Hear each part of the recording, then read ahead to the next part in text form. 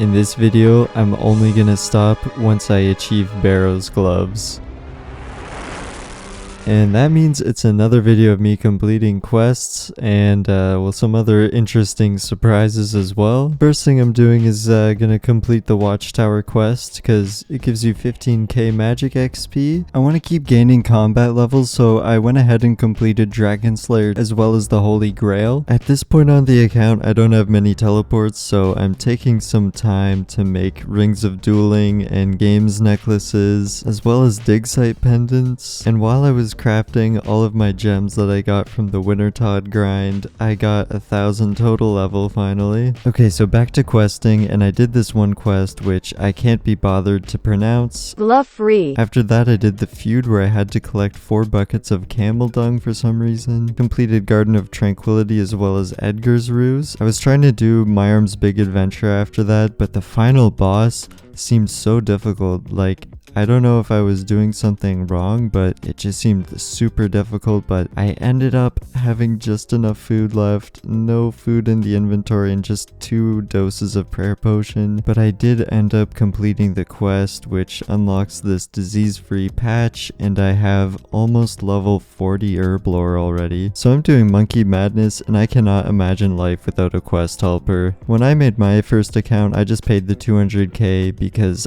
there was no quest helper, and I can't be bothered to actually do this big puzzle. Completing Monkey Madness wasn't as difficult as I remembered it was. You get so much combat XP from Monkey Madness. I think I got 28 total combat levels from completing Monkey Madness, so it was super good. And next I wanted to do Family Crest so I could get Cooking Gauntlets. Cooking Gauntlets basically reduces your burn rate for a lot of fish, and since I had thousands of fish from my Temperos grind at this point, I wanted to cook all those fish so I could easily get at least 70 cooking for the future Recipe for Disaster quest. And something interesting happened in Family Crest. So you need actually level 59 magic to do this quest, but it's boostable, and I only had level 56 magic, so I got the Imbued Heart out of the group storage, and thanks to the Imbued Heart that my group has, I was able to actually cast the spell that I needed to complete the quest. And the last quest that I'm going to be completing for a while at least will be Darkness of Hollowvale. That's because it is time to open all 91 of these caskets. These caskets are obtained at the reward pool at Temperos, and opening these caskets has a really high chance of giving clue scrolls. You receive clue scrolls ranging from easy to hard difficulty. And I was in a call with my teammates, and I made the promise that I would complete every single clue. That means no despawning any clue scrolls, and if I had a step that has requirements like skill requirements or quest requirements, then I had to complete all those requirements. Oh my god, they bulldozed these trees today!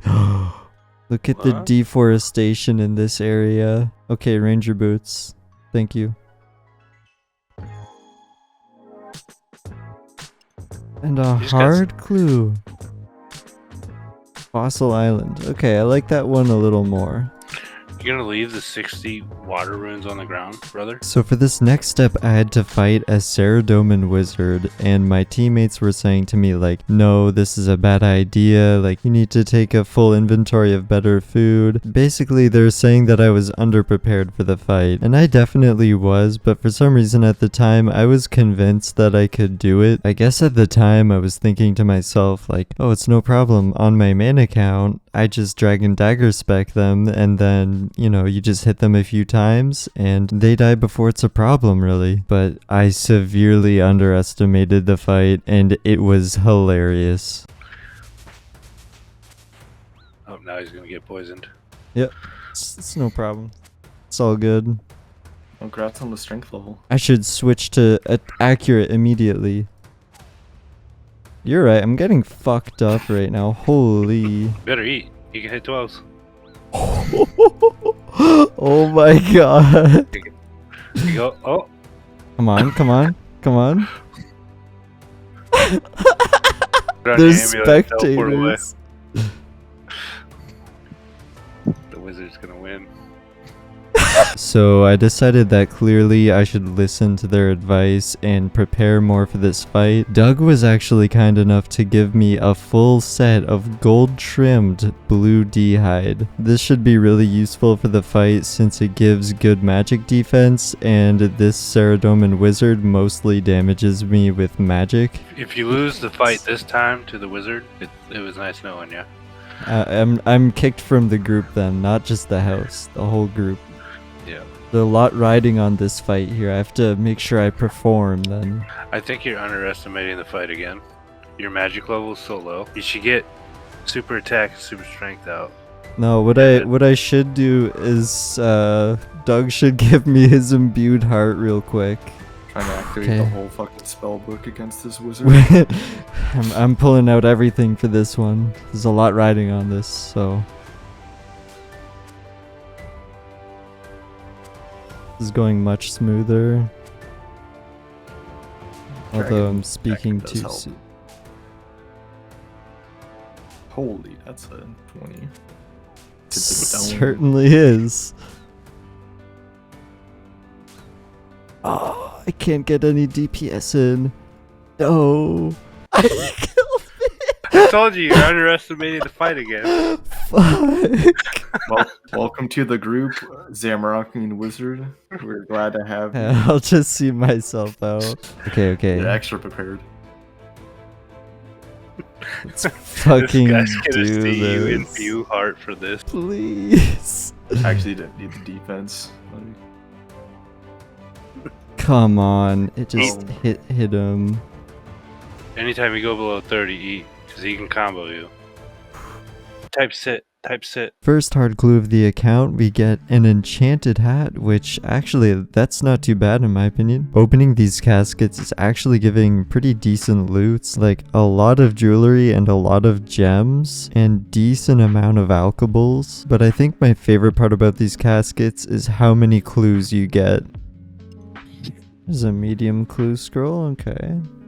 Yeah, nothing too interesting happened on this clue, but hey, that's a purple firelighter, and we actually need 250 of those to recolor my phoenix pet.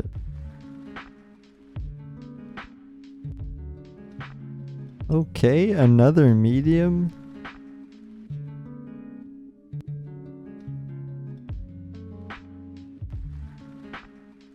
Oh, another hard clue. For this hard clue, the first step that I got required me to have Bergdorod unlocked. I tried to go there before I had it unlocked just to like 100% know that I can't access the town, but they just throw stuff at you. So I ended up having to do the quest in aid of Myrq in order to unlock the town, but I did get the quest done and I did complete the hard clue. Casket. Do I open it in the wildy? Maybe it gives extra luck, you know?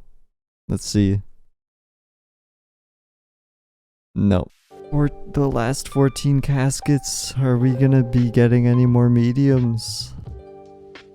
Probably.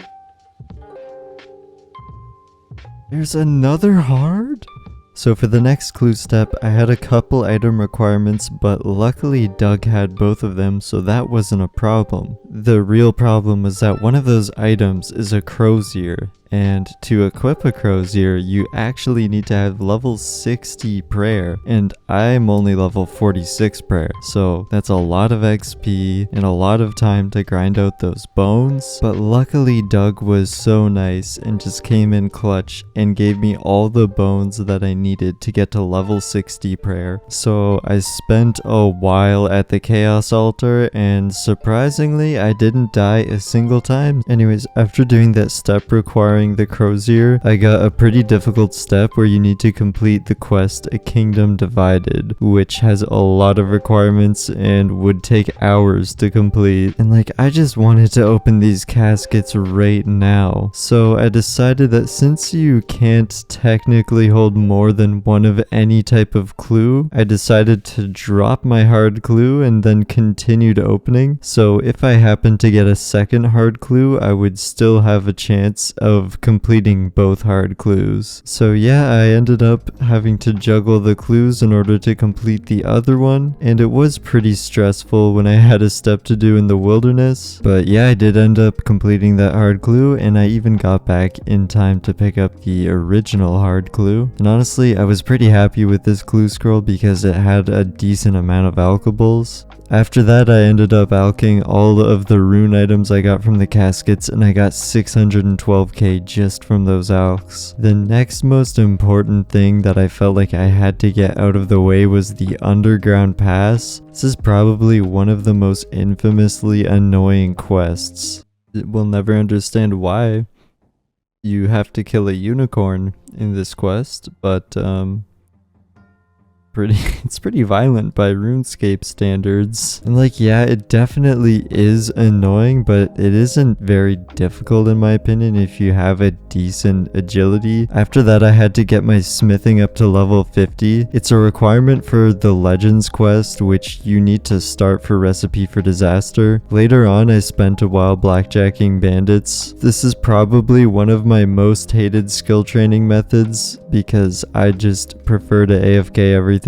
But I wanted to get these levels quick, and this seemed like the best option at the time. So now I'm able to do Desert Treasure, and this is my favorite part of the quest.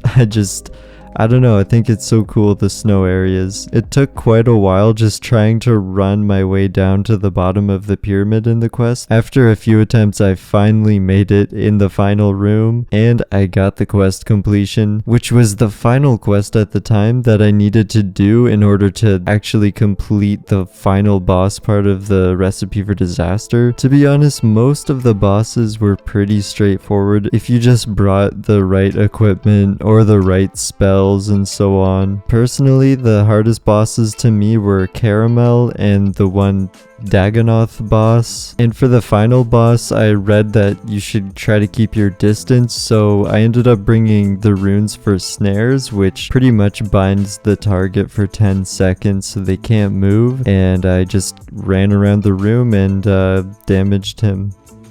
Damn. He didn't damage me. The snare was so helpful, oh my god. Damn, oh my god. Finally. Put that on Herblore. Need to buy some Barrows gloves, 130k.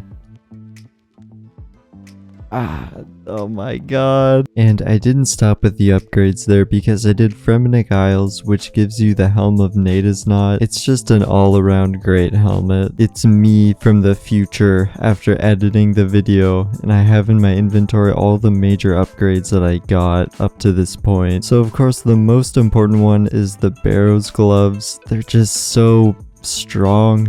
Like, all around, they're just so good. Barrows gloves are probably the most important unlock you can do as an early game account. And after that, we got the Helm of Nadesnot, which also really good to have. Gives a decent prayer bonus and melee strength and all around decent defenses. And another really exciting upgrade that I didn't even mention up until now, but I got a Dragon Defender and I'm still not able to equip it. I need level 60 defense and I'm only level 58 at the moment. But yeah, that's where I'm gonna leave it off for now. I know it was just so much questing again, but I'm hoping in the future I can include more and more PVM. Hopefully, maybe not the next video, but maybe the video after that. Hopefully soon I'll be at Barrows and I'll be able to do a lot of Barrows. But anyways, thank you if you've watched this far. Obviously that means that you've liked the video, so I appreciate it, and let's hope that the next video won't take 2 weeks this time.